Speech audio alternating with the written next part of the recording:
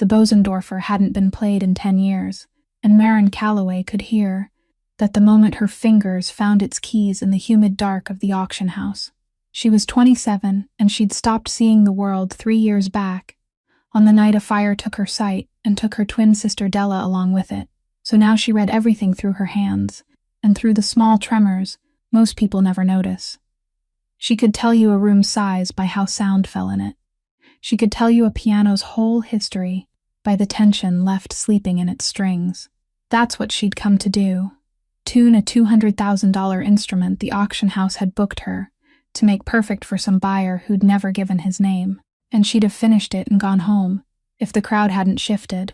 A glass shattered somewhere, a voice rose, and suddenly 30 bodies were moving at once, and her cane caught between 2 floorboards, and she went forward with both hands out to catch herself. One palm landed flat on a man's chest. She registered the suit first. Wool so fine it felt like water, the kind of thing that costs more than most people earn in a season. Then she registered the thing underneath it, and everything in her went still, because his heart wasn't beating the way a heart should. It stumbled. It raced and caught and skipped like something running from itself in the dark. A rhythm so wrong and so carefully hidden that only a woman who'd spent 3 years listening with her skin would ever have felt it. She should have stepped back. Every rule of politeness she owned told her to apologize and move on. But her hand stayed, and her curiosity caught on that broken rhythm like cloth on a nail, and before she could decide whether it was wise, she reached up and laid her fingers along a jaw that was sharp and clenched and cold, with the effort of holding something in. The man didn't move. He'd gone the particular kind of still that isn't surprise, the stillness of a creature that has learned not to flinch when something touches it, because flinching means feeling. His name was August Rail, 34 years old, and in the city that ran along the Mississippi, he was the kind of man whose name people lowered their voices to say. He owned the docks. He owned the quiet arrangements that moved beneath them.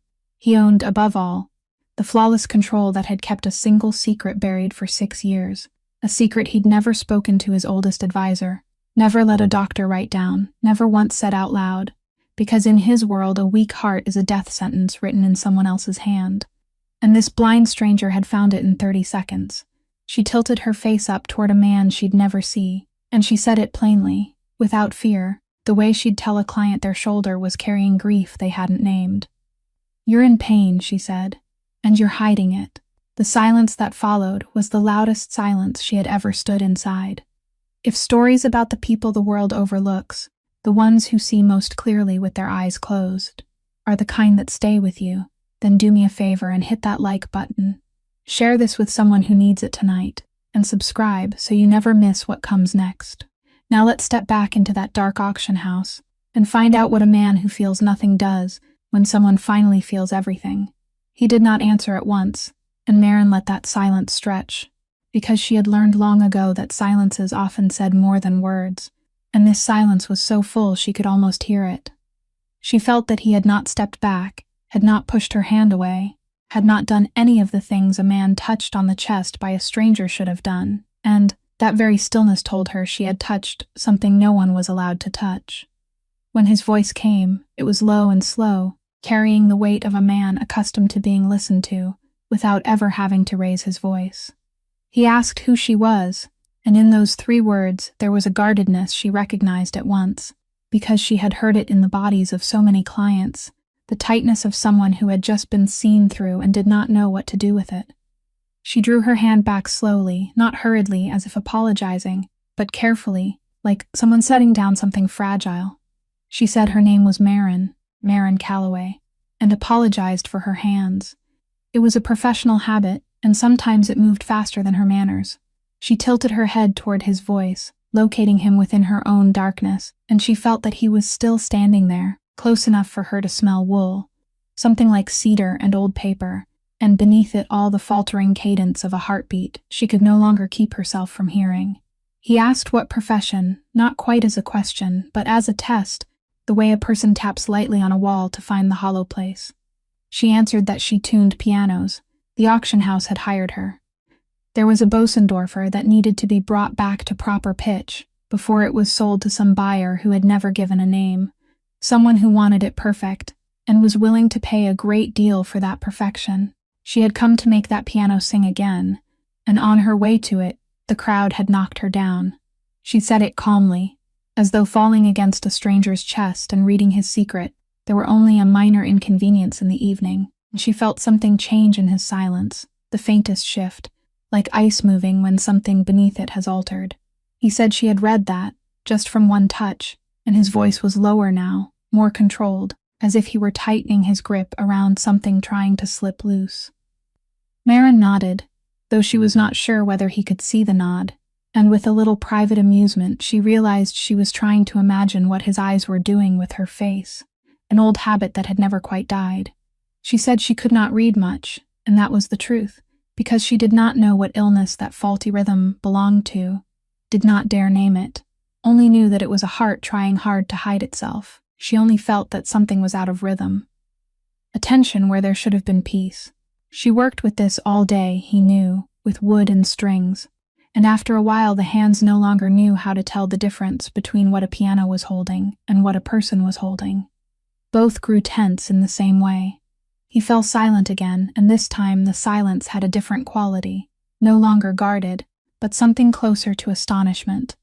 The astonishment of a man who had spent years building walls around himself, and had just discovered someone had walked through them without even knowing they existed.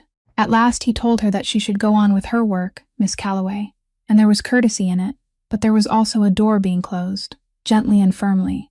Maren was not offended. She was used to doors. She found her cane again, set it upright between two floorboards, and turned according to the map she had built in her head from the room's echoes. 3 steps to the east wall, then along it toward the place where the Bosendorfer was waiting. She wished him a good evening over her shoulder, and said she hoped he found someone to talk to about what he was hiding. It was heavier than he thought, and carrying it alone for too long was not good for the heart. She had not meant the last part as a prophecy. It simply slipped out, that blunt honesty she no longer bothered to restrain, but she heard his breath catch for the briefest instant, and she knew she had touched that place again. Then she went on, her white cane tapping lightly against the wooden floor, disappearing into the sounds of people and glasses and whispered bidding, leaving August Rails standing alone in the middle of the crowd he owned, his hand still carrying the memory of where her palm had rested, watching the blind woman vanish behind rows of velvet chairs with a feeling he had no name for, a strange curiosity aching like light, slipping through the crack of a door in a room he had kept closed for a very long time, and he remained there long after she had disappeared, unmoving, listening to his own heart beat its familiar erratic pulse, wondering, for the first time 6 years, whether it had always been that loud, or whether it only seemed that way because someone else had heard it too. The apartment was on the 2nd floor of an old building in the Marigny, where the wooden floorboards creaked at frequencies Maren had memorized so completely that she could cross them inside her own darkness without slowing her steps. And when she opened the door near midnight, she heard Josie before she smelled the scorched spaghetti rising from the kitchen. Josie cried out that thank God, Maren was finally home, her voice filling the whole room the way Josie's voice always did, spilling into every corner like poured water. And Maren smiled despite her exhaustion, because after 3 years of living together, Josie's noise had become a kind of comforting background sound, a living counterweight to the stillness Maren carried inside. Josie said she had ruined dinner, had argued with the guy at the cafe, and had decided to quit her job for the 3rd time that month. But Maren had to tell her about the $200,000 piano, whether it was as beautiful as people said, and whether she had been allowed to touch it. Maren set her cane in its familiar corner by the door, hung her coat on the 2nd hook from the left, and let the question pass through her for a while before answering, because there was one story she could tell, the story of the unveiling a grand masterpiece whose voice had long been locked away in the dark. And there was another story she could not tell, not because she did not trust Josie, but because she did not yet understand it well enough to put it into words. She said it was beautiful, and that was half the truth. Its wood remembered everything. She had tuned it for almost 3 hours, and by the end, it sang as though it had never been forgotten. Josie said something about wishing she also had a job that made objects sing again instead of burning spaghetti. And Maren laughed, and she poured herself a glass of water. And through all of it, that unsteady murmur remained in her palm, like an echo that refused to fade. She had held many hearts in her life, literally, had laid her hand on clients' chests to count their rhythm, while easing muscles locked tight from stress. And she knew very well what a healthy heart sounded like, the steady, confident beat of a machine that trusted itself. But what she had felt tonight was not that. It was a heart running away, a fractured pace hidden beneath a layer of control so thick that it had taken 3 years of living through her hands for her to recognize it, and what she could not shake was not its irregularity, but its loneliness, the feeling that the man had carried that silent storm for a very long time, without ever letting anyone hear it. She lay down in bed a while later, in a darkness that was no different from light to her, and let her mind return to that moment, the hard line of his jaw beneath her fingers, his stillness, and with a little confusion, she realized she was thinking about a stranger, the way people think about a puzzle that has not yet been solved. And then, as it always did in the quietest hours, the memory of Della rose up, not violently, only as a familiar presence at the edge of her awareness, the laughter of the twin sister she would never hear again, and the old thought she had learned to live with, but had never truly released. The thought that she should have been the one upstairs that night, that if she had not switched rooms with her sister at the last minute, perhaps the person breathing now, tuning pianos now, lying in this darkness now, would have been Della and not her. She did not cry. She had moved past that stage long ago, and now the pain was more like a room she sometimes entered and then left than a storm. But tonight something was different, because for the first time in a very long while, when she thought about a heart carrying its burden alone, she did not think only of the man at the auction house. She thought of herself too, of the weight she still hid beneath her calm in exactly the same way he hid his stumbling heartbeat, and she wondered, just before sleep pulled her under, whether she had recognized him so quickly, because she also knew too well what it felt like to carry something too heavy to name, and whether there had ever been anyone in this world who had placed a hand on her chest and spoken aloud what she was hiding the way she had done with him. The next morning, Mrs. Ferreira arrived at exactly 10 o'clock, just as she had on the first Thursday of every month for the past 2 years, and Maren heard her on the stairs before she knocked. The way her right foot came down a little heavier than her left, the slightly hurried breathing of a 68-year-old woman who had just climbed 2 flights, and Maren had already opened the door before she could raise her hand to knock, something that always made Mrs. Ferreira laugh and say that this girl had a 6th sense. But it was not a 6th sense, Maren knew that. It was only the other 5 senses being listened to so carefully that people mistook it for magic.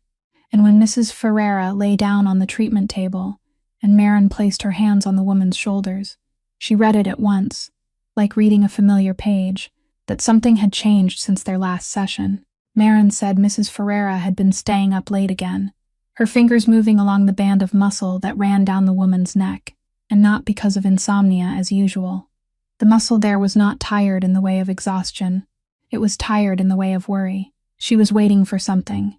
Mrs. Ferreira was silent for a long while, then sighed, the sigh of someone who had just been seen through, and she told Maren that her son in California had just called to say he was getting divorced, and she had lain awake for many nights not knowing what to say to her boy. And Maren did not answer with advice, because she had learned long ago that her work was not to heal what belonged to someone else, but only to find it and name it gently enough for its owner to hold it themselves. She worked in silence for a while, letting her fingers speak the language words could not, easing the tight place in the shoulder blades, tracing the old knot in the lower back that Mrs. Ferreira had carried since she was young, and little by little Mrs. Ferreira relaxed beneath her hands, the way a body relaxes when someone has finally chosen to pay attention. Mrs. Ferreira said, when the session was nearly over, her voice much lighter than when she had arrived, that Maren read more in people than her own doctor did, and Maren could not even see her. Maren smiled and said what she always said, that it was precisely because she could not see that she had to notice other things, that eyes were skillful liars and people trusted them far too much, while a hand resting on a shoulder did not know how to lie. But even as she said it, the sentence she had spoken hundreds of times, her mind slipped away, slipped back to the sharp line of a jaw.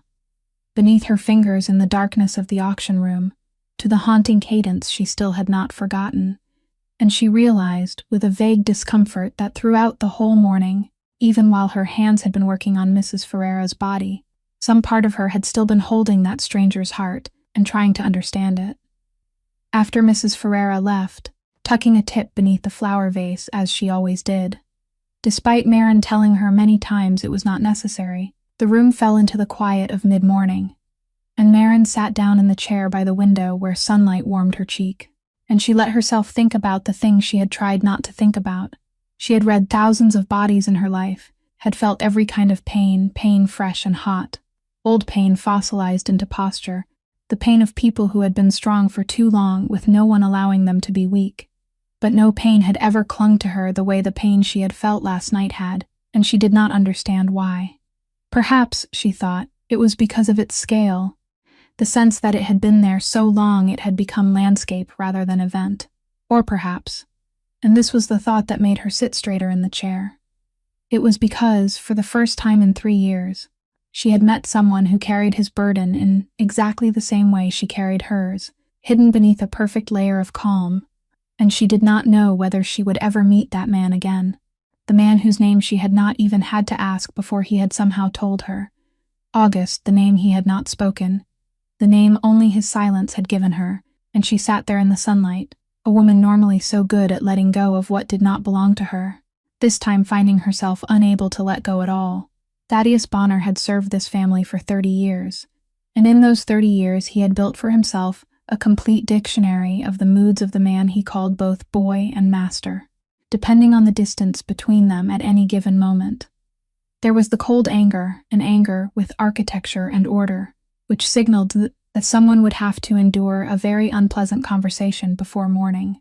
There was the thoughtful melancholy that arrived in cycles like weather, requiring a specific kind of liquor and a carefully measured solitude. There was the dry amusement, rare and precise, which Thad privately considered the most dangerous of all, because it meant his master was becoming interested in something, and interest was always the beginning of trouble. He had thought he knew every expression August Rail could wear on his face, had catalogued each one through 3 decades of standing at the edge of this man's life. But when he stepped into the study at nearly 1 o'clock in the morning and saw August standing by the window, one hand resting against the glass, looking down at the dark river below, he realized he was witnessing an expression he had no name for, and that, after 30 years, made him stop at the threshold. The only way Thad could describe it later, when he tried to explain it to himself in the privacy of his room, was interrupted. It was the face of a man who had been in the middle of one thought for years, and had just had someone walk across it, breaking its thread, leaving it suspended and unfinished. August did not hear him come in, or heard and did not bother to turn, and both possibilities were equally unusual, because this man had never allowed anything to enter the range of his hearing without marking it. Thad stood still, allowing the silence to become an invitation, a skill he had polished over 3 decades, and he waited. He was very good at waiting. At last he asked gently and carefully whether something had happened at the auction, sir, not because he was afraid, but because he had learned that with this man, questions had to be set down as lightly as placing an object on water, or else they would sink. August did not turn back at once. His hand remained on the glass, and Thad saw his fingers close slightly, a gesture so small perhaps, no one but he would have noticed. He who had spent half his life reading this man's smallest movements in order to sense storms before they arrived. August said there had been a woman, and his voice carried a quality Thad had never heard before, not anger, not melancholy, not dry amusement, but something more exposed, as if the outer varnish had been scraped away to reveal the raw wood beneath. She had fallen into him in the crowd. She was blind, Thad. She had reached out to keep herself from falling, and her hand had landed on his chest, and she had stood there for a mere fleeting moment. He stopped, and Thad waited, because there was always more, always more. August went on to say that she had told him he was in pain. She had said he was hiding it. Thad did not move, but inside him something went completely still, because he knew exactly what August was speaking of. He had suspected it for years, and had never dared ask directly, the way August sometimes lifted a hand to his chest, and then lowered it as if changing his mind, the way he sometimes paused on the stairs longer than a healthy man needed to pause.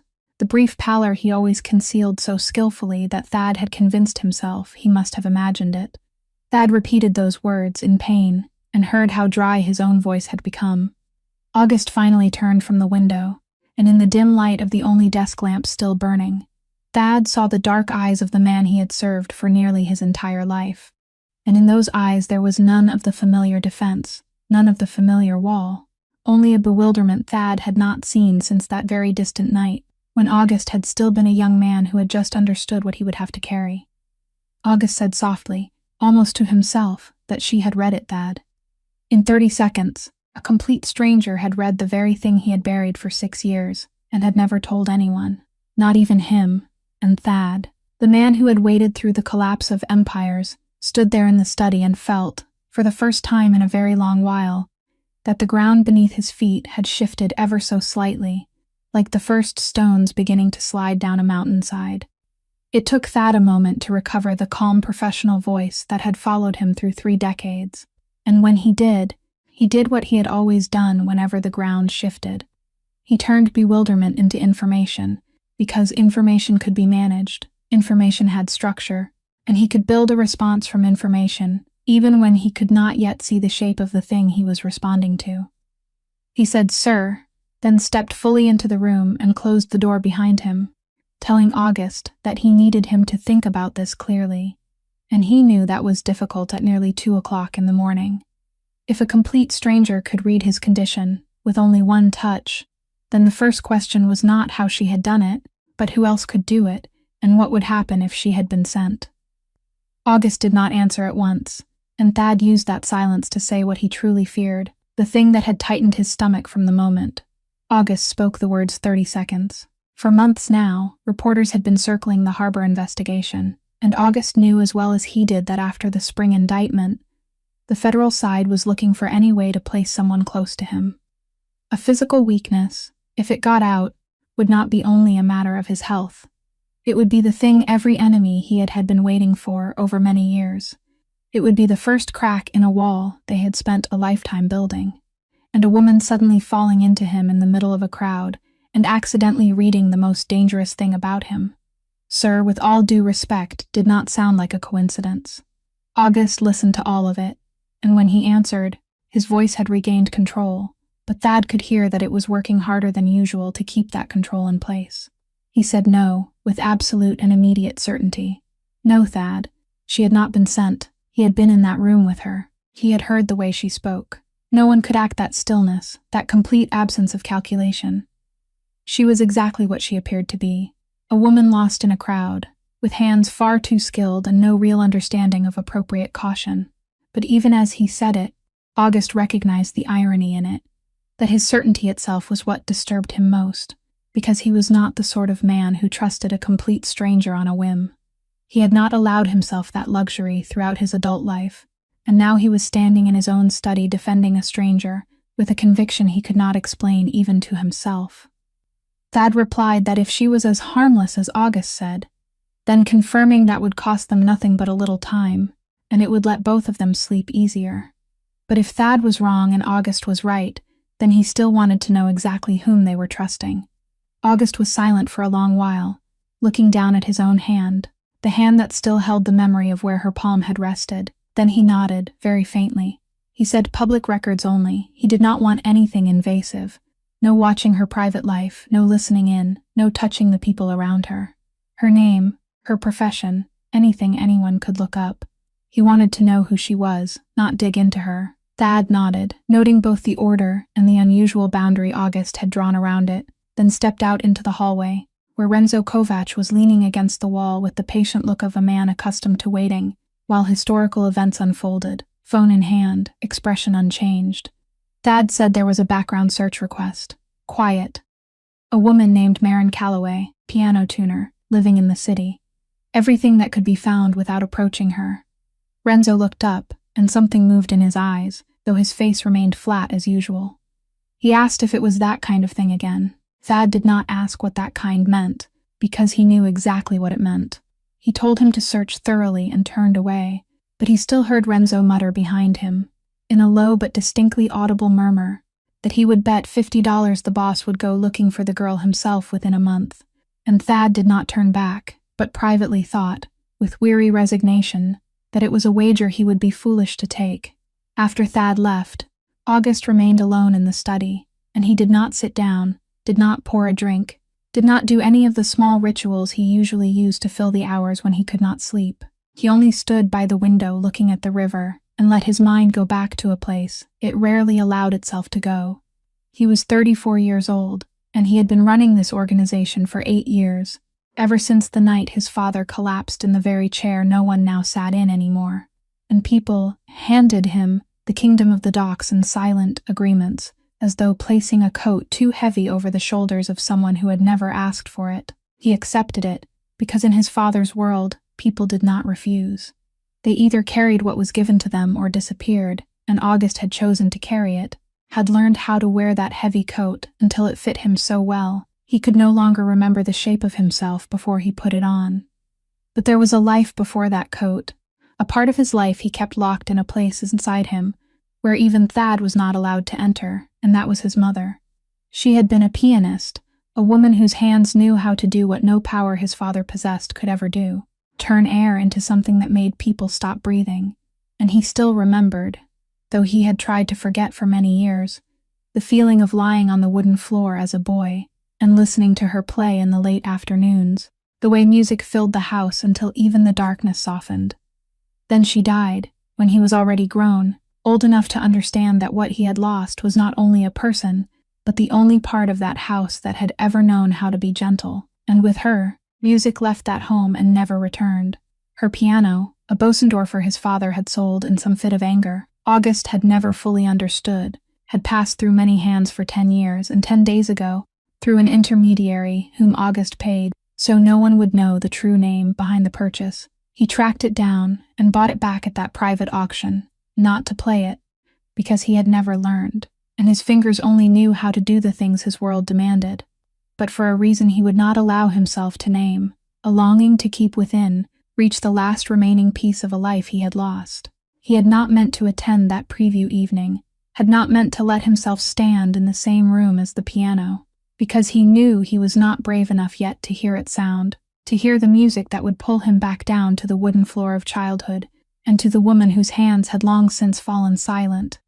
But he had gone, and because he had gone, a blind woman had fallen into him, and read the thing that no music, no power, no control of his had ever been able to hide, because there was another secret too, deeper even than the pain of losing his mother, a secret that belonged to his own body. 6 years earlier, after the first time he collapsed without knowing why, in the middle of a meeting where the truth, if exposed, would have meant he would not have lived until today, he had summoned a doctor, one man only, chosen more for discretion than skill, and that doctor had pressed a stethoscope to his chest, listened for a long time, then told him the thing August had carried ever since like a sentence, that his heart had a congenital defect, that something in its rhythm had been wrong since the day he was born, and was quietly growing worse with each passing year. He listened to all of it, did not ask how much time he had left, and the only thing he said to that doctor, in the low voice no one dared defy, was that not one word of it was to be written down, no records, no papers, not a single trace anywhere in the world, proving that August Rail's heart could not be trusted, because in his world, a truth written down was a truth that could be stolen. And he had lived the next 6 years believing that as long as no one knew, he was still safe, until tonight, when a stranger's hand rested on his chest, and that belief shattered like glass. The call came to Marin's workshop on a Tuesday afternoon, 10 days after the night at the auction house, and the caller introduced himself as the butler of a private residence in the Garden District. An older man's voice, courteous and precise down to every syllable, saying that his employer had a piano in need of care from someone with exceptional skill, that he had heard very high praise of her, and that if she agreed, a car would come for her on Thursday afternoon. Marin held the phone and stayed silent for a beat longer than necessary, because there was something in this offer that made the hairs on her arms lift faintly, not quite caution but a premonition, the instinct of someone who had learned to trust the signals other people ignored. And she wondered, though she had no reason to wonder, whether she already knew whose house it was even before she set foot inside it. She accepted. She told herself it was because of the work, because a piano that needed tuning was always a piano worth answering. But deep down, she knew the real reason was not entirely the piano. On Thursday afternoon, the car took her along the oak-shaded streets of the Garden District, where the air was thick with magnolia and the damp scent of houses that had stood there for more than a century. When she crossed the threshold of the mansion, she read its scale at once, by the way sound fell through the high-ceilinged rooms, by the echoes that told her of wide spaces and hardwood floors polished through generations. But the thing she noticed most was not the house. It was him. She felt him before he spoke, the shift in the air, the slight drop in the room's temperature, the particular quality of attention when it had mass and weight and was focused strongly enough. And she knew he was there, standing only a few steps away, before she could have explained how she knew. He thanked her for coming, Miss Calloway. And that voice, that low, dense voice, carrying the weight of years, the one she had not been able to forget for 10 days, confirmed what some part of her had known from the moment she received the call. She said it was him, not as a question, that it was his piano that needed tuning. She heard a brief silence, the silence of someone who had just been read correctly for the second time. And then he answered, and she thought she heard something almost like embarrassment, very carefully concealed in his voice. He said he had a piano in the music room, that it had not been played in a long time, and he had been told she was the best person in the city at waking pianos that had slept too long. He did not mention the night at the auction house, did not mention her hand on his chest or the things she had said, and Maren understood that both of them were pretending together, that this was only a work appointment, a polite pretense she was willing to join, at least for now. "Then take me to it," she said, and as she followed him through the halls of the house, she realized something that surprised her. He knew how to walk with a blind person. He did not take her by the elbow, did not pull her, did not do what almost everyone did the first time, that instinctive act of holding her as if she were something fragile and steering her along. He simply moved beside her, at exactly the pace she chose, half a step ahead, so that the movement of air from his body became a signal she could follow. And when there was a step, he only said softly that there was one down, exactly 2 steps before she reached it, no earlier and no later, the precise amount of time a person needed to adjust. Maren walked beside him in silence, reading that subtlety, that understanding most people had to learn after many mistakes, and that he seemed to know already. And she wondered where this man had learned it, beside whom in his life he had learned how to let another person keep their dignity even when they could not see the path ahead.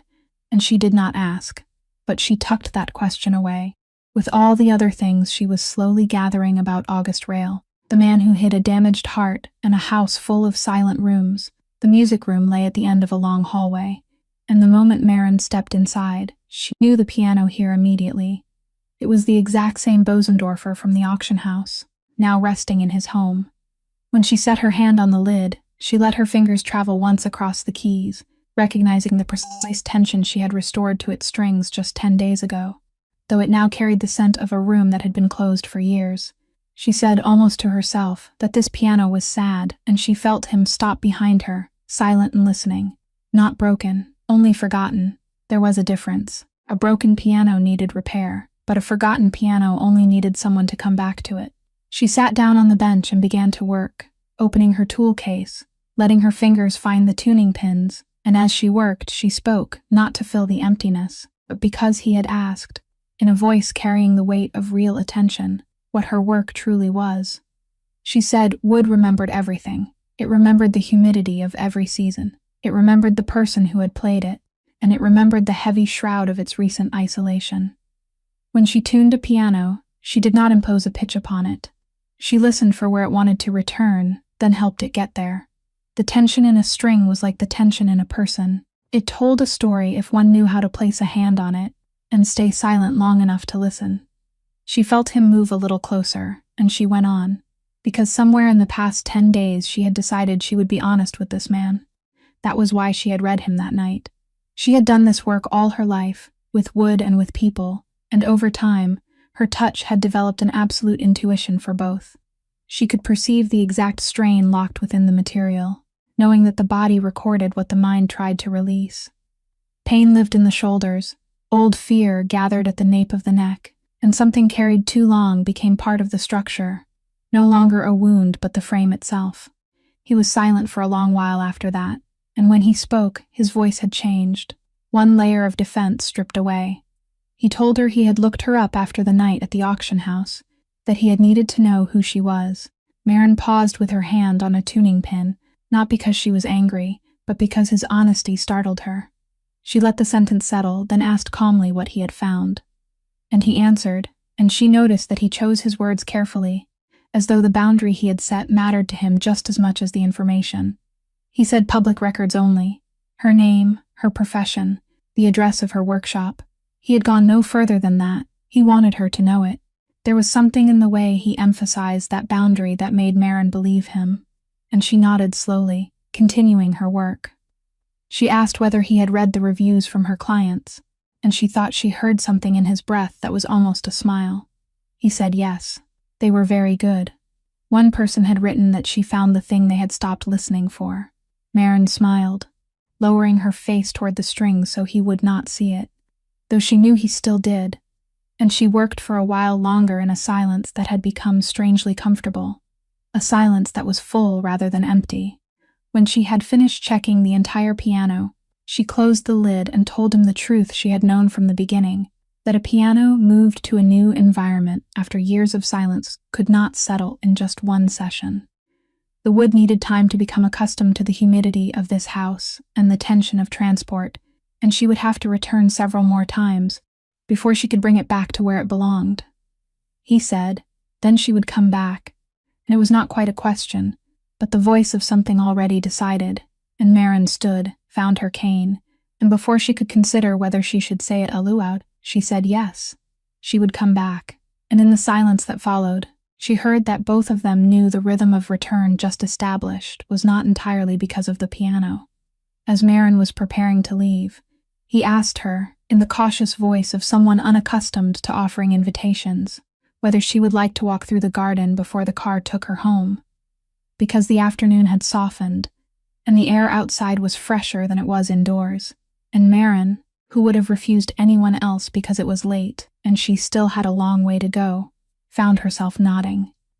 The garden behind the mansion was wide and old, and she read that the moment she stepped outside, through the way the sound of the city retreated behind the brick walls, through the rustle of oak leaves overhead, and the drip of water somewhere from an old fountain, through the smell of damp earth and night, jasmine beginning to open as the light faded.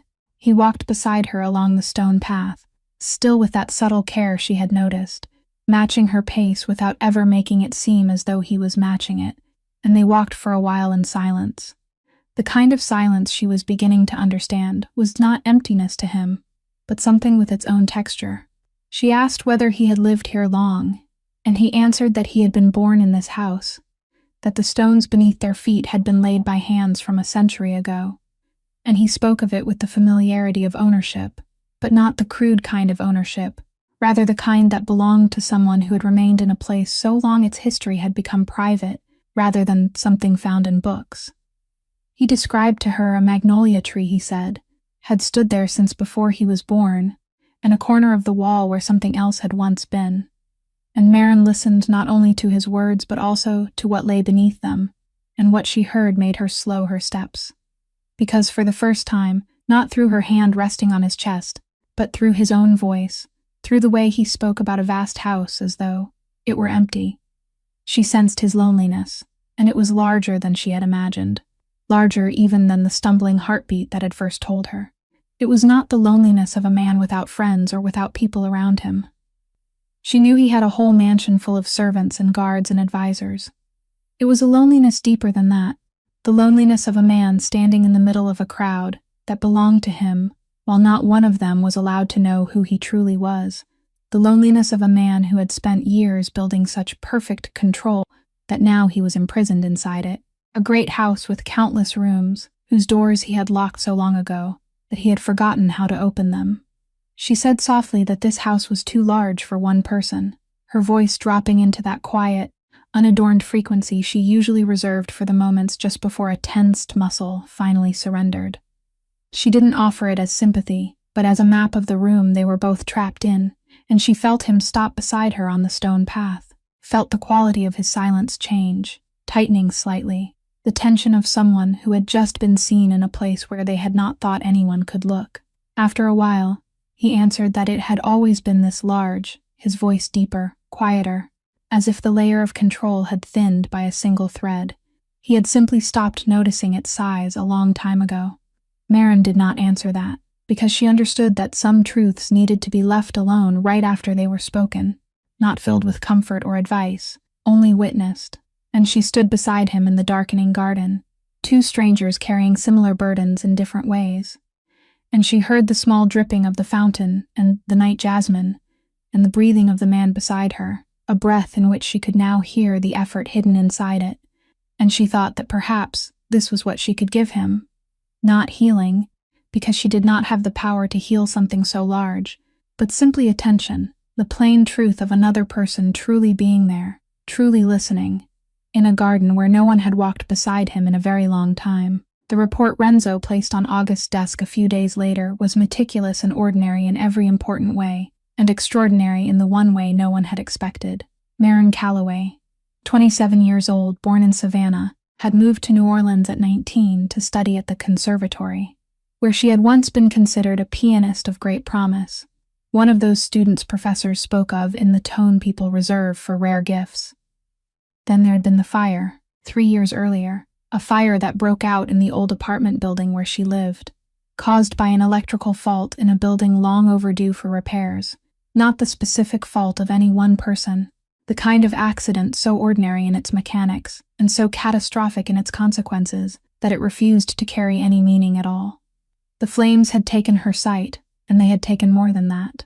They had taken her twin sister, Della Calloway, her constant shadow in life, a grown woman who, from what Renzo had found, had been deeply close to her, almost inseparable. August read that line twice, then 3 times, and felt something inside his chest tighten, not the familiar broken rhythm, but something else, a recognition. She had no family left in New Orleans. Her parents had died before that, leaving only a few distant relatives in Georgia, with whom she rarely kept in touch. She lived with a friend named Josie in the Marigny. She had no connection to any organization, no ties to the press, no link to any investigative agency, not one relationship that could make her a piece in anyone's hand. Renzo had checked thoroughly, had even followed the name of the reporter Thad had been worried about, and there was nothing, not a single thread tying Maren Calloway to the world August lived in. She went where pianos needed tuning because that was her profession, and she did it so well that people wrote things about her that people rarely wrote about a tradesperson. There was one review, left by a client who had signed only with an initial, that Renzo had printed and underlined, and August read it more times than any other line. The words felt heavy with a quiet truth, capturing an intimacy he hadn't realized he was craving. He set the report down, then he picked it up and read it again. He was searching, and Thad understood that as he stood quietly on the other side of the desk, searching for the thing that would explain this situation in manageable terms, the hidden connection, the strategic motive, the angle. Because those things were easy to understand, those things had countermeasures. Those things fit neatly into the architecture of a world he had spent his whole life learning how to navigate. But there was no angle, no hidden motive, no faction, no hand-pulling strings. There was only a woman who had lost everything on an ordinary November night and had rebuilt herself from those ashes into something precise and enduring. A woman who had reached out in a crowd and accidentally touched him and had paid more attention to him in 30 seconds than anyone had paid to him in most of a decade. Thad said she had no connection to anything, though it was unnecessary, only to break the silence. August answered that he could read that much, his voice low. Then he sat for a long time with the report before him, and he thought about the thing none of its lines recorded but that he had felt in the dark garden that night, that this woman was carrying a burden like his, the burden of a survivor, of the one who remained when someone else did not. And he realized that the thing that had allowed her to read him so quickly was not a skill, but an understanding, the kind of understanding that comes only to people who have walked through some version of the same darkness themselves. And for the first time, August wondered, not what kind of threat she might be to him, but what he might be to her. But the report on Maren was not the only thing Renzo brought that week, and the second thing he brought was not peaceful at all. He waited until Thad had left the room before placing a set of photographs and a page of notes in front of August, and he said in his characteristically flat voice, the voice August had learned meant the flatter it sounded. The worse the news was, that while keeping watch from a distance to make sure Maren was exactly what she appeared to be, he had noticed something he did not like at all. Someone else was watching her too. Renzo said the man's name was Silas Drew, a man of the Solaire house. He recognized him because he had seen him at the harbor negotiation last month, standing behind old Solaire like a shadow. For the past 3 days he had been lingering around the Marigny, around Miss Calloway's workshop. He had not approached her, he had only watched. And a man like Silas Drew did not watch a blind piano tuner unless someone was paying him to do it. August sat very still, and inside him something went cold and sharpened, the part of him forged through 8 years of running a world where every movement had meaning. The Solaire house controlled the western docks, and they had coveted August's share for years, had waited for a crack, a moment of weakness, an excuse, and the only question worth asking now was why they were watching Maren, a woman who had nothing to do with the docks or the agreements or anything in his world. Then he understood, and that understanding turned his blood cold, because there was only one reason the Solaire house would care about the woman who had placed her hand on his chest in the middle of a crowd. They knew, or they suspected. Somehow, a rumor about August's heart had begun to leak, and if the Solaire house had heard even a whisper that there was a woman who had accidentally read his fatal weakness, then they would want that woman, either to draw from her what she knew, or to use her as leverage against him. August asked how they could have known, his voice so low Renzo had to lean closer. No one knew Renzo. He had made certain of that for 6 years. Renzo was silent for a while, then said the thing they were both thinking. Someone knew. Someone had always known, sir, no matter how careful August had been. A truth like this did not leak by itself.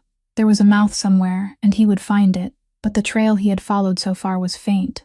It did not point to an enemy. It pointed to someone who had once been close enough to know, close enough to hear what no one should have heard. August sat with that, feeling his damaged heartbeat quicken in his chest, the bodily response he hated most because it was the very thing betraying him. And he thought of Maren in her workshop, a blind woman who had no idea that simply because she had happened to touch the right man on the right night, she had now been pulled into a world where she had no weapons to defend herself, and in that moment, August Rail made a decision he would later understand as the point where everything began to change, because he did not order the threat handled the way he had always handled every threat, did not calculate how to use her as bait, or how to cut contact with her to protect himself. He told Renzo to put people on her, discreetly. He did not want her to know. He did not want her frightened or feeling watched. But if Silas Drew or anyone from the Solaire house came close to her within a distance he did not like, he wanted to know before she even had time to hear the footsteps. Renzo looked at his boss for a long while, and there was something in his eyes, not exactly surprise, but the confirmation of a man who had just won a wager he had placed in advance.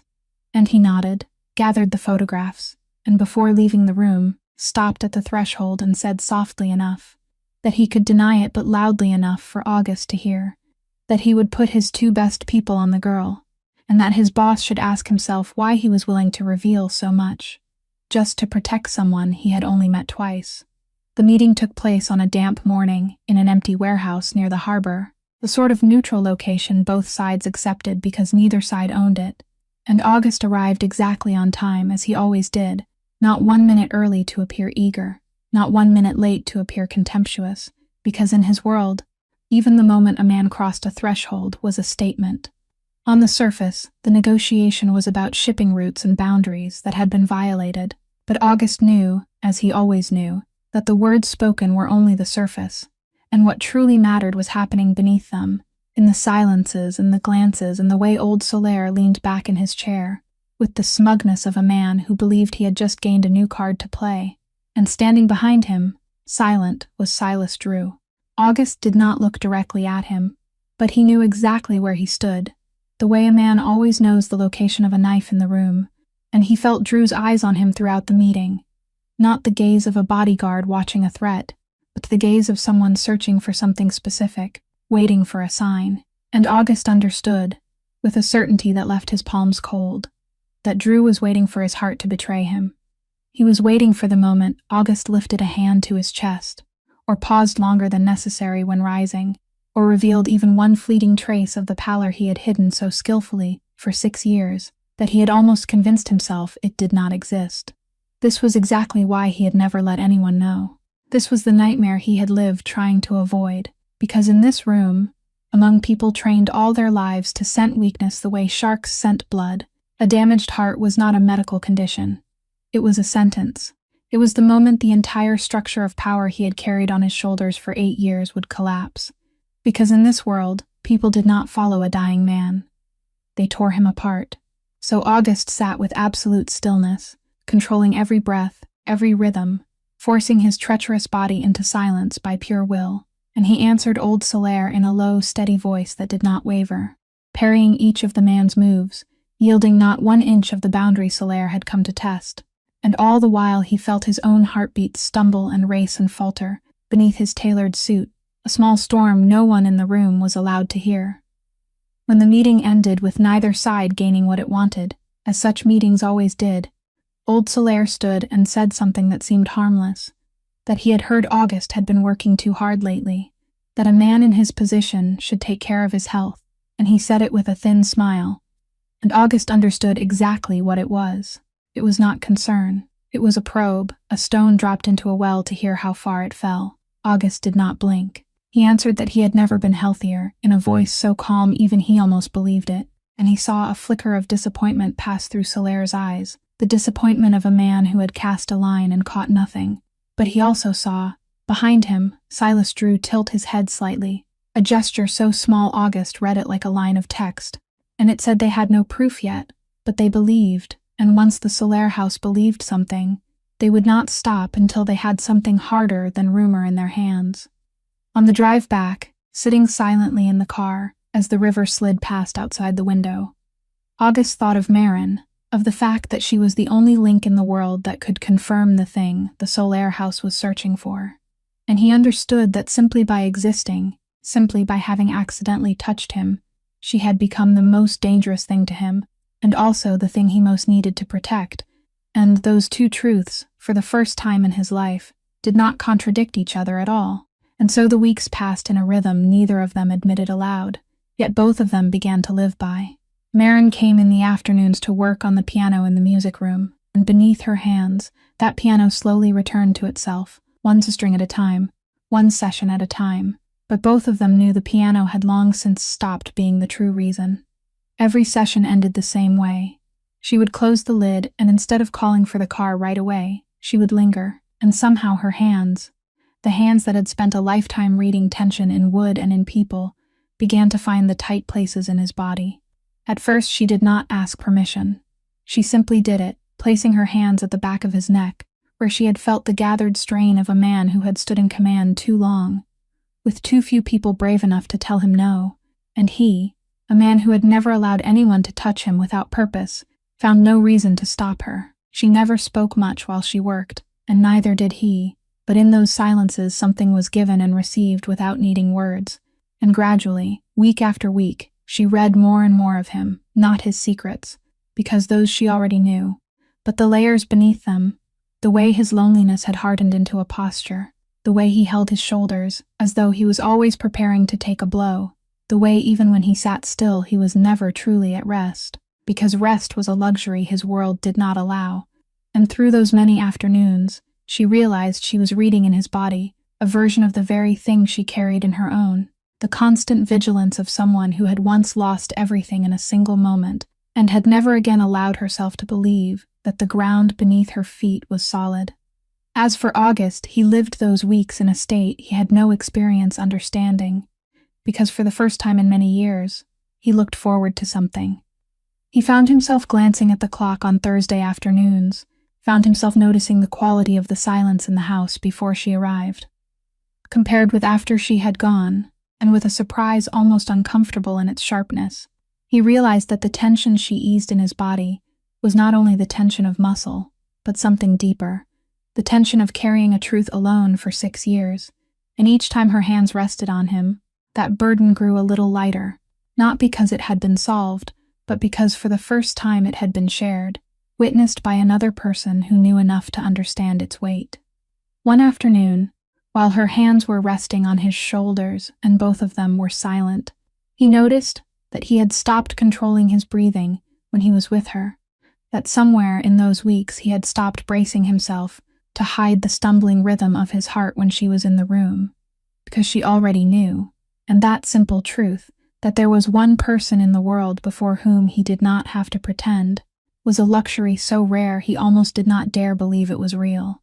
And Maren, with her hands resting over the chest she had come to know so well, felt that the life within it was still struggling, still rebelling against its own confinement as it had on the first night.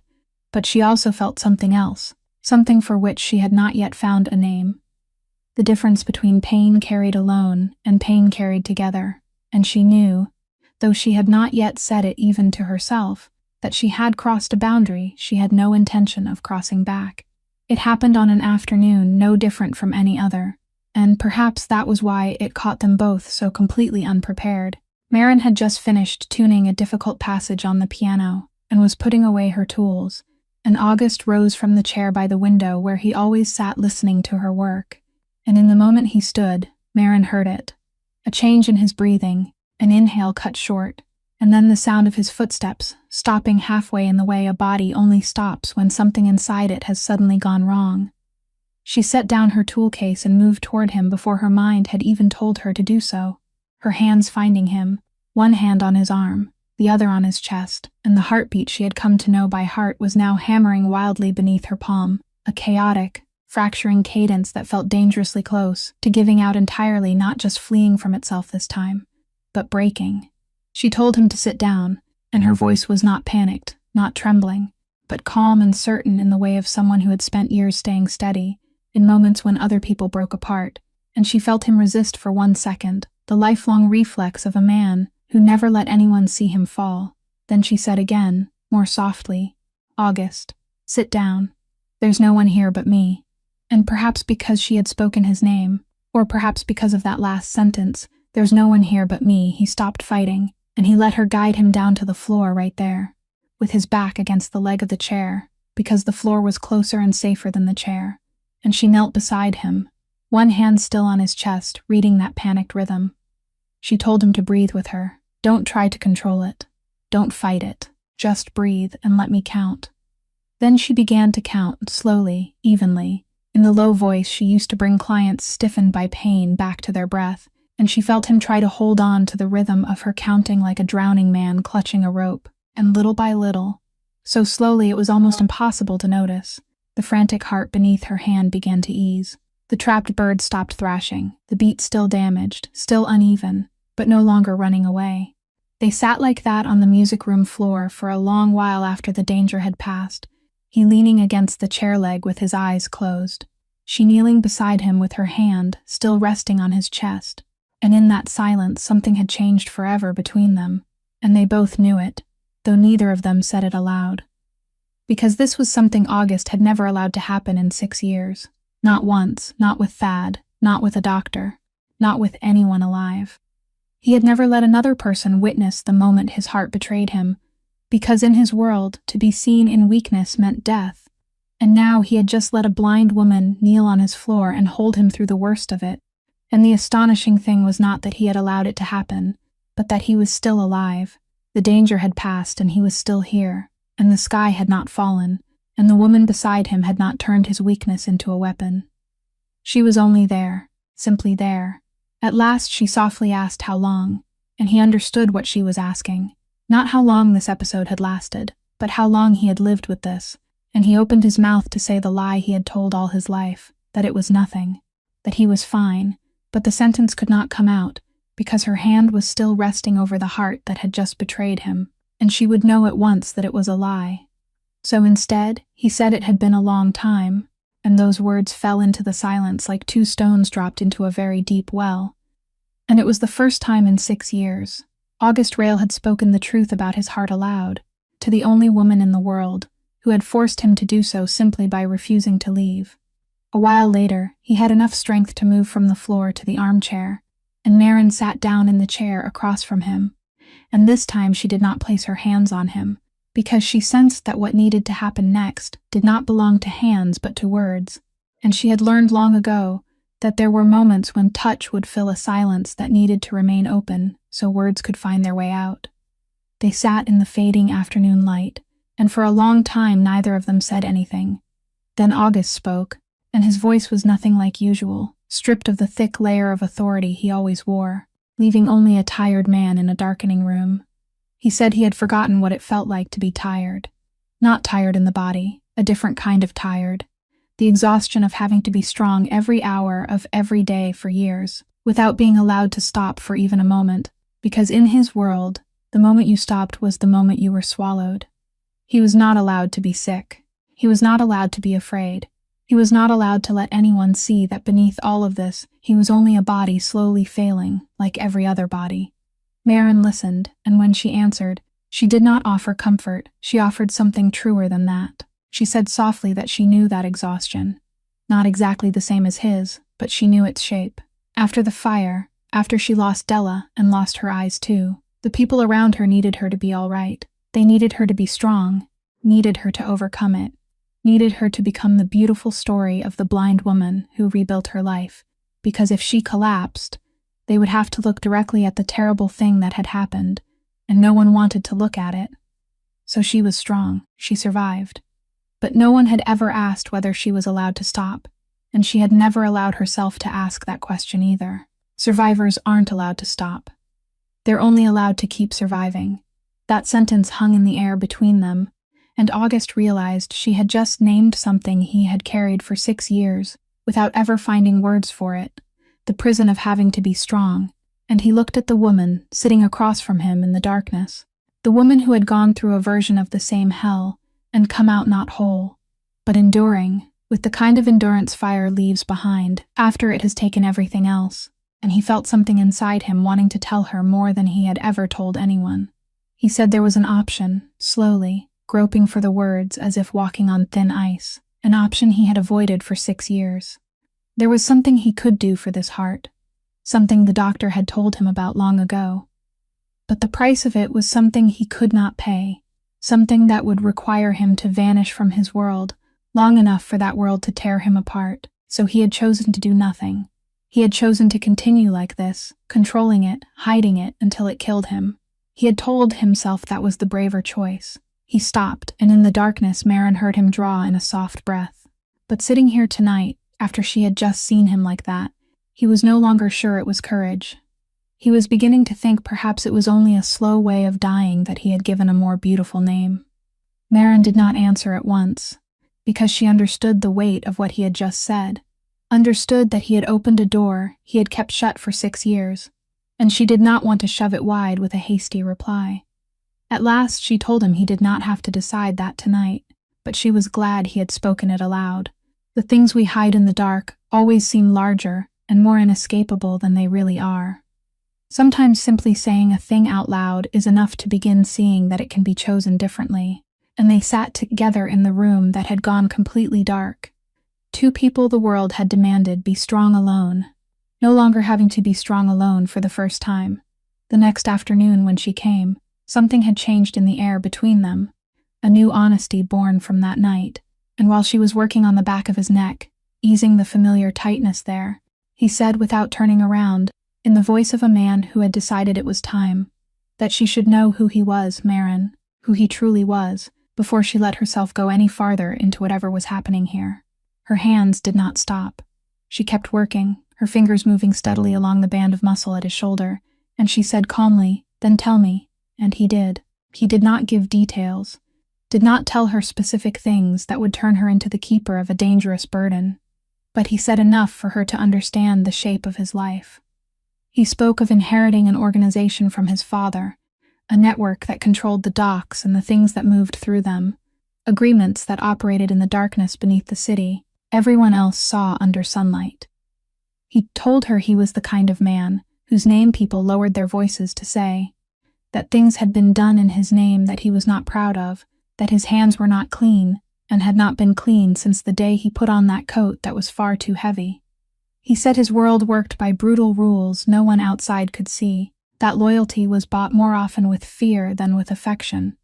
that he had spent 8 years living in a place where no one could be trusted completely, and that very world was the reason his damaged heart had to be kept secret at any cost, because where he lived, people did not pity the weak. They tore them apart. He said all of this in the even voice of a man laying the truth on the table and waiting for the reaction he was certain would come, the reaction he had seen on the faces of everyone who had ever known enough about him, the retreat, the fear, the moment people realized they were standing close to something dangerous and began calculating their way back. And through all of it, Marin's hands did not stop. They continued their work, steady, patient, reading the tension in his body and loosening it little by little. And when he finished, when silence had finally filled the room, she did not pull her hands away, did not stand, did not do any of the things he had prepared himself to receive.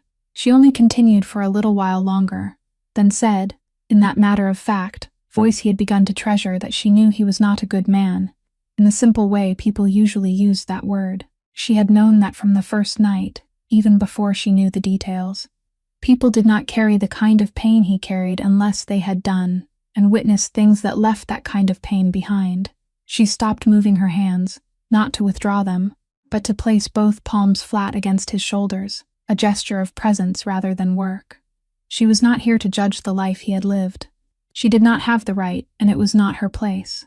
She was here because what she had felt beneath her hands that first night was real, and it was still real, and a human being carrying real pain deserved to have another person see it, no matter what that person had done. August sat very still beneath her hands, and he realized that in 8 years of running an empire built on fear, this was the first time anyone had looked straight at the darkest part of him and not run away. A week passed, then another, and the piano in the music room had now almost completely returned to itself, so much so that Marin knew there were only 1 or 2 more sessions left before her official work here would be finished. And both of them were aware of it without either one mentioning it, the awareness of an excuse running out. On a lightly rainy afternoon, when she had just finished and was sitting with him in the music room, he told her the last thing he had still kept back, the truth about his body that she had felt but had never heard him fully confirm. He said that the thing she had felt on the first night, his heart, was not stress, not overwork, not anything that could be cured with rest. He had been born with it, a defect in its very structure, something that had been wrong before he had even drawn his first breath, and for the past 6 years it had been quietly growing worse. The doctor had not told him how much time he had left, and he had not asked, but he could feel it, the way people feel winter coming before the snow falls. He was running out of time, Marin, and he had lived for 6 years with that knowledge without ever speaking it aloud to anyone. Marin received that in silence, and she did not pretend to be surprised, because some part of her had known from the very first touch that this rhythm was not something ordinary methods could heal. Then he continued, and his voice changed, lowered, carrying a shade she had never heard before, a wounded tenderness. There was something else she should know, and he had only just fully understood it. The piano at the auction house, the night she fell into him. The Bosendorfer she had been hired to tune. He stopped, and she heard him swallow.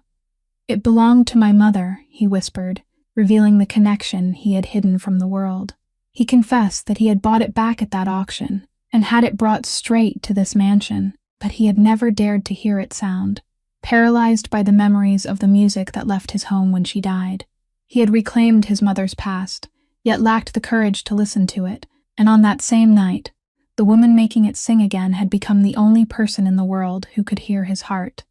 That coincidence settled between them, too large to call random and too real to call fate, and Marin sat with it for a long while, feeling the invisible thread that had tied the two of them together, even before they ever touched. Then she asked softly the question she had carried in her heart for weeks. That pain, August. The pain she felt beneath her hands. Could it be eased? And she went on before he could answer, because she wanted him to understand exactly what she was asking. His heart was not something she could cure. Her hands could loosen the muscles around it, could help him breathe, could carry him through an episode like the one the other night, but they could not repair what was broken inside. That belonged to surgery, to medicine, to things beyond her hands.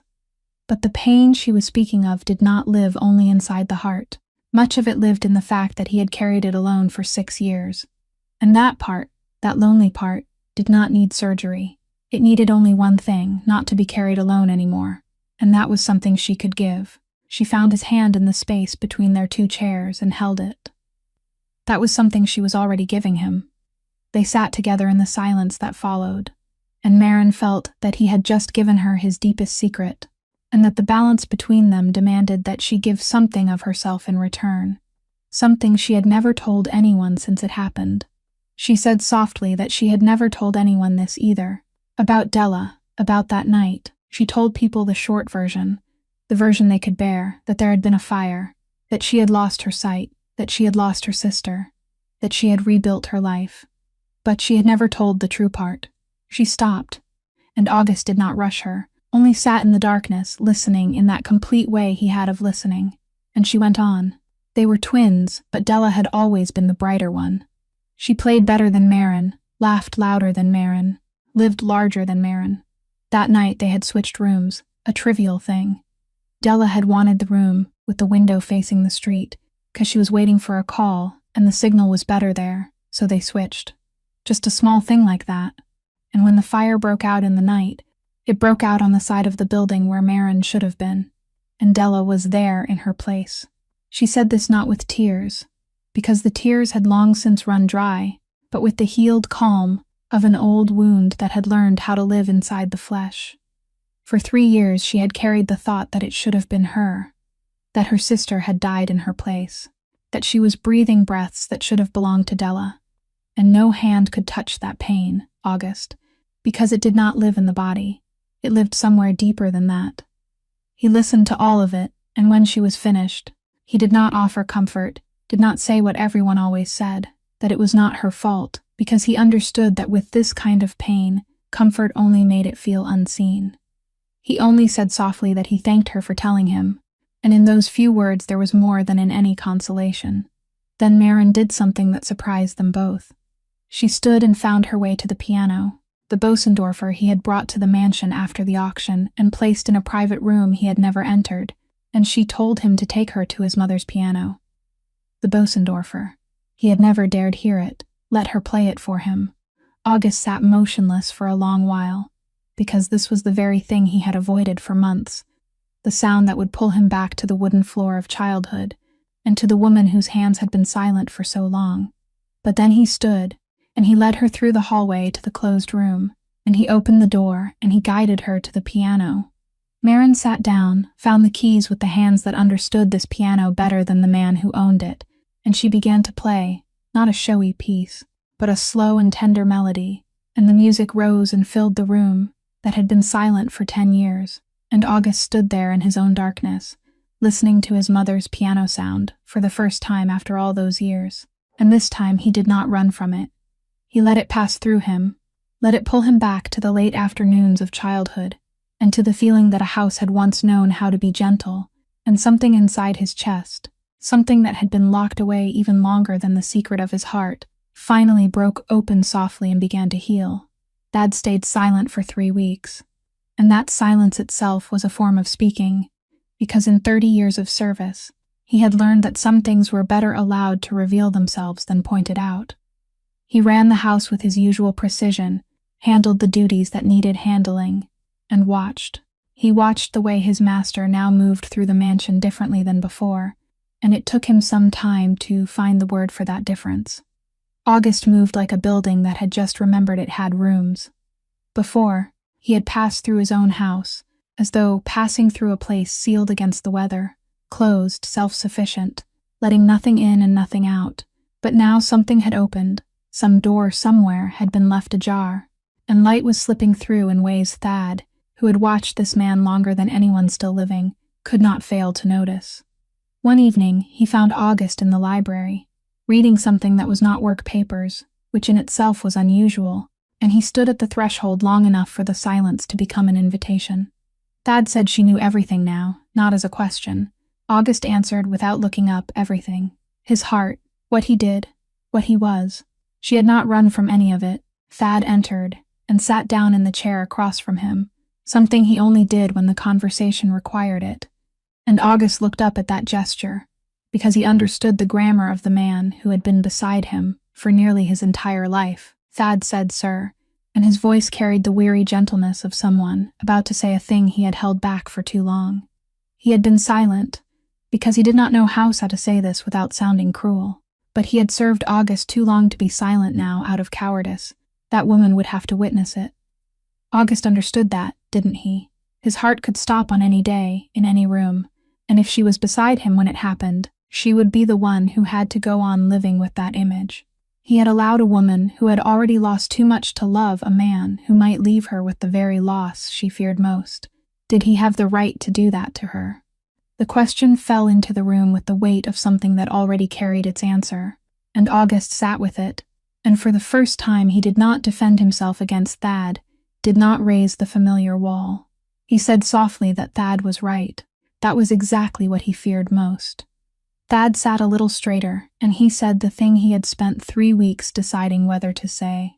There was one thing August had never allowed him to mention again since the doctor spoke of it 6 years ago. The doctor had spoken of surgery, one that might repair what was broken, or at least give him many more years. But it carried high risks, and worse than the risk, it required August to disappear. Weeks of recovery, perhaps months, during which he would be weak, unable to run anything, and his whole world would know he had left the board. He had said no, immediately, without consideration. Because to him then, leaving the board meant letting the Solaire house and every other enemy tear apart what his father had left behind.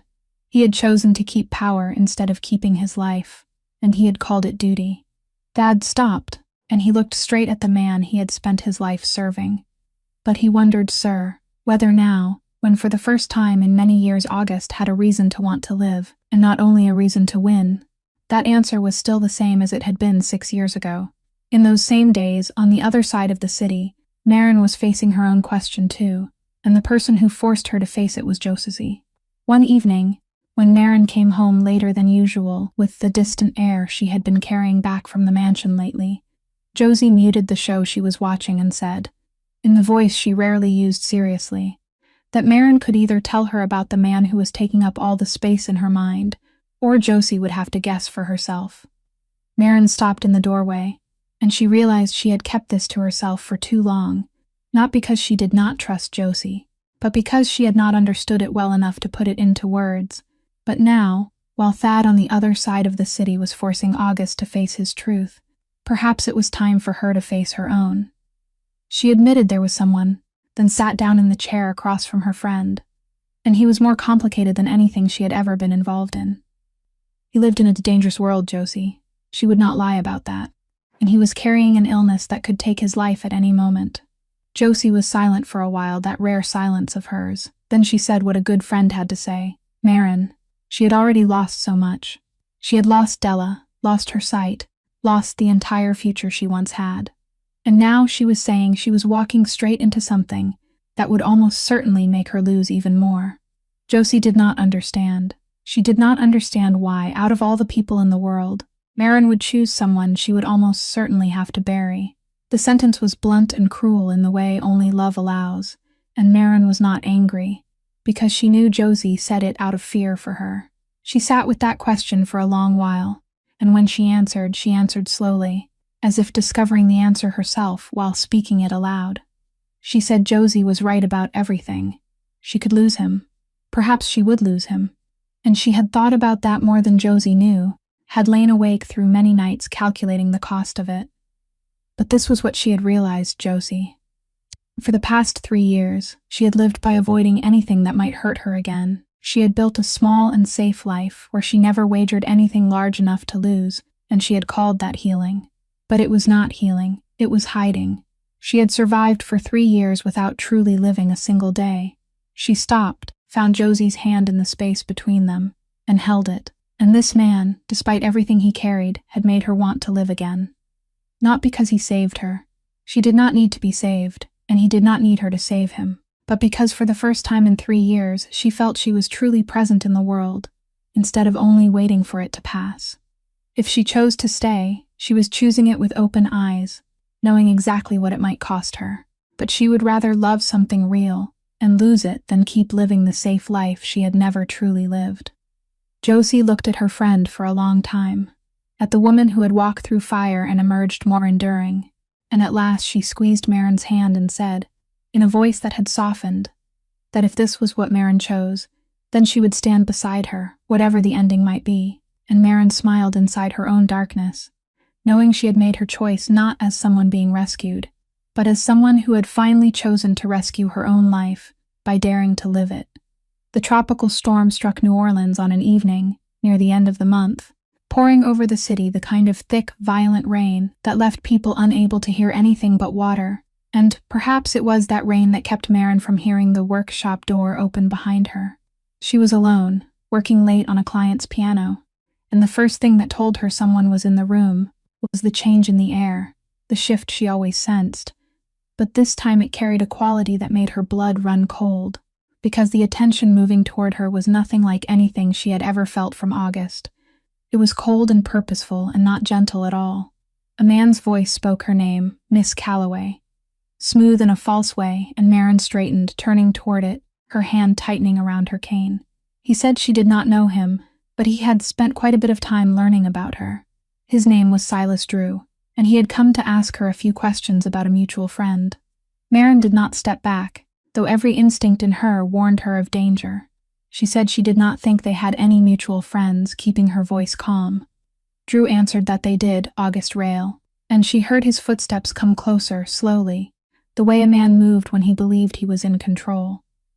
He said people had told him she had a special gift, that she could touch someone and know the things they were hiding, and he needed her to confirm something very specific about their friend's health, something some doctor had whispered to the people who paid him. But a whisper was not enough. She understood that the people he worked for needed something firmer than the word of an old doctor drowning in debt. And in that moment, amid her fear, a piece fell into place in Marin's mind, the source of the leak she had once heard August worry over.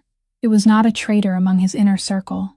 It was the very doctor he had trusted 6 years earlier, the man who had known the truth but had never been allowed to write it down, and now, trapped in debt and bought by the Solaire house, he had sold the one thing he knew. But because there were no records, no hard proof, his word was only a whisper, and the Solaire house needed someone like Marin to turn it into certainty. The fear August had lived with for 6 years, the fear of letting a doctor write his illness on paper, had never been paranoia. It had been a true instinct about the very man who would betray him. Marin said she had nothing to tell him, and her voice hardened. And even if she did, she would never tell him. She heard Drew breathe out in irritation, heard him take another step, and she tightened her grip on the cane, preparing for whatever she could not see coming. But at that exact moment the workshop door burst open again, and the room suddenly filled with new sounds, heavy, quick footsteps, the voices of August's men, the men he had quietly stationed to watch over her for weeks, now rushing in between her and Silas Drew. There was a short struggle in the darkness, the crash of furniture overturning, harsh breathing, the sounds of bodies fighting. And Marin stood with her back against the piano, clutching her cane, her heart pounding, trying to read the chaos she could not see through sound alone. And then, through all that noise, she heard a voice tear across the room, a voice she would have recognized anywhere, low and fierce and filled with a fear she had never heard in it before. August's voice calling her name, and she heard his footsteps racing toward her across the room. And even as he reached for her, she had time to think that he should not be running, that his heart could not bear him running like that. He reached her and pulled her into his arms, and for one moment, she felt relief run through his whole body, the relief of a man who had found the thing he had feared he had lost. But in the very next second she felt it, his body suddenly going rigid, his breath cutting short, and he staggered against her with a weight his legs could no longer hold. All the panic, all the sprint across the room, all the fear compressed inside him when he saw her threatened, everything came crashing onto his already damaged heart at once, and now it was betraying him more violently than ever before. Marin did not panic. The part of her that had spent years staying calm, in moments when other people fell apart, took control at once, and she let both of them slowly sink to the floor, supporting him against her, and her hand went straight to his chest, reading the rhythm hammering wildly beneath her palm. And what she read sent a chill down her spine, because this was not a mild episode like the afternoon in the music room. This was something far worse, a heart losing control completely, beating fast and erratic, and growing weaker in a way her instincts told her was deadly dangerous. She said his name, August, her voice clear and steady through the sound of rain, telling him to listen to her. His heart was not regulating itself this time. Not this time. She needed to call emergency services, right now, and she felt him react even through the pain, that lifelong reflex rising in him, his weak hand finding her wrist as if to stop her, because calling emergency services meant a hospital, meant records, meant the truth about August Rail's heart, finally being written down in ink on paper, recorded in a system the whole world could touch, the very thing he had sacrificed 6 years of his life to prevent from happening. He whispered that he couldn't, and even now his voice was still trying to cling to control. If it went into the records, he was finished. The Solaire house would destroy him. But Maren cut him off, and she said the one thing only she could say in that moment. August, listen to me. You sacrificed 6 years to keep this secret because you believed that letting people know you were weak meant death. But look at what's happening. It's keeping the secret that's killing you. Not the weakness. The hiding. And I'm not going to sit here holding you in my arms and watch you die to protect a secret, when that secret has never protected you. There was a suspended moment, as long as an entire lifetime, when she felt the struggle inside him beneath her hand, a whole life of control fighting against something new and more terrifying than death, trust. And then she felt it, his hand loosening around her wrist, no longer stopping her, and he said, so softly it almost disappeared beneath the rain, one single word, call. And in that word there was more than surrender, there was release, the moment a man who had carried something far too heavy for far too long finally set it down. Maren called emergency services with one hand while the other stayed on his chest, her voice calm as she gave the address, as she described his condition, and all the while she kept talking to him, keeping him awake, counting his breaths with him the way she had in the music room, telling him to stay with her, telling him that allowing her to make this call was braver than all the years he had spent being brave by hiding, and beneath her hand she felt his heart still beating that frightening, damaged rhythm, but it was no longer beating alone in the dark. It was beating beneath a hand that knew how to listen to it. And while she waited for the sirens to cut through the rain, she swore to herself that she would not let it stop. 3 days after the storm, August fully woke in a hospital room flooded with the kind of white light he could not see, but Maren could feel through its warmth on her skin. And the first thing he became aware of was her hand in his, because she had been there for 3 days, hardly leaving at all. The doctors had told him what he had known for a long time, that his heart could not continue like this, that the episode had been one final warning, and that there was a surgery, the very surgery he had avoided for 6 years, one with many risks but the only real hope of giving him more years. And now, lying in that room, August understood that the true choice before him had never been between life and death, because death had been his companion for 6 years already. The true choice was between daring to live honestly, accepting that he would vanish from the underworld long enough to heal, accepting that he would hand over the organization he had carried on his shoulders like a coat too heavy for him, accepting that he would be weak and be seen in that weakness, or else continuing to clutch power in his fist until it died with him, and giving that clinging the beautiful name of duty. For 6 years he had chosen the second path. But those were 6 years when he had no reason to want to live except the desire to win. He said softly that he would have the surgery, and he felt Maren's hand tighten around his. He would turn the organization over to the people he trusted. Thad could handle the transition, and the old man had been waiting for him to make this decision longer than August had realized. He would disappear from that world, and perhaps when he returned, he would no longer be the man whose name people lowered their voices to say. And he found that he was not as afraid of that as he once thought he would be. He turned his face toward her and said he was choosing this because of her, Maren. Their bond was never about a sudden rescue or altering who they were, but about a shared understanding.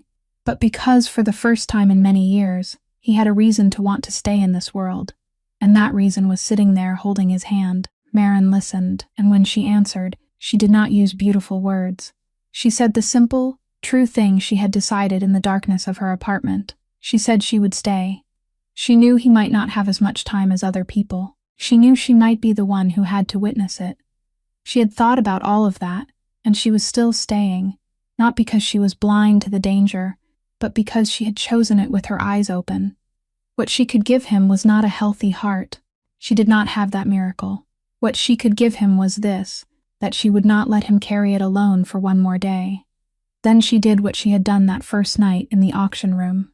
She placed her palm on his chest, over the heart that had brought the two of them to each other, and she read its rhythm, the rhythm still damaged, still uneven, still exactly what it was. She said softly, smiling, that it would always be chaotic.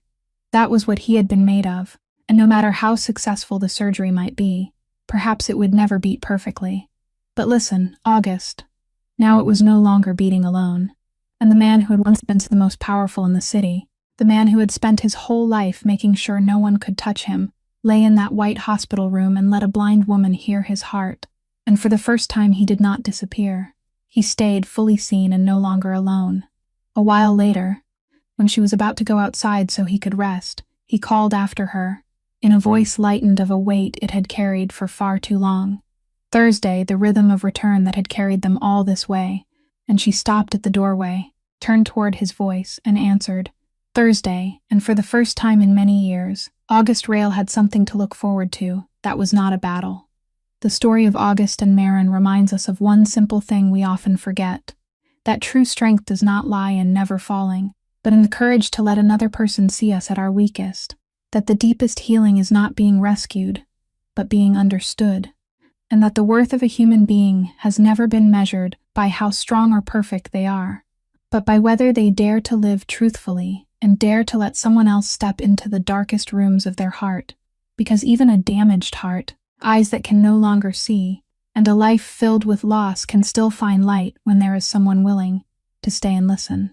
If this story has touched your heart, please subscribe to our channel, hit the like button, and share it so that every day we can listen together to more meaningful and deeply moving stories.